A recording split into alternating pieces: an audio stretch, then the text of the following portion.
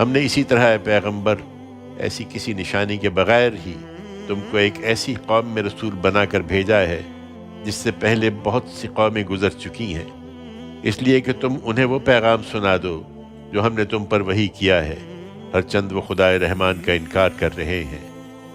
ان سے کہو کہ وہی میرا پروردگار ہے، اس کے سوا کوئی الہ نہیں، میں نے اسی پر بھروسہ کیا ہے اور جانتا ہوں کہ ایک دن اسی کی طرف لوٹنا ہے۔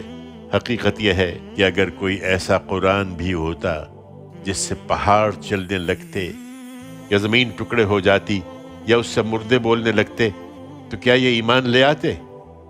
نہیں، یہ تمہارا کام نہیں ہے کہ انہیں نشانیاں دکھاؤ، بلکہ تمام اختیار اللہ ہی کے ہاتھ میں ہے۔ پھر کیا ایمان والے یہ جان کر بھی ان سے مایوس نہیں ہوئے کہ اگر اللہ چاہتا تو سارے انسانوں کو ہدایت دے دیتا؟ تم دیکھتے رہو، ان منکروں پر برابر کوئی نہ کوئی آفت ان کے اعمال کی پاداش میں آتی رہے گی یا ان کی بستی کے قریب کہیں نازل ہوتی رہے گی، یہاں تک کہ اللہ کا وعدہ آن پورا ہو۔ یقیناً اللہ اپنے وعدے کی خلاف ورزی نہ کرے گا۔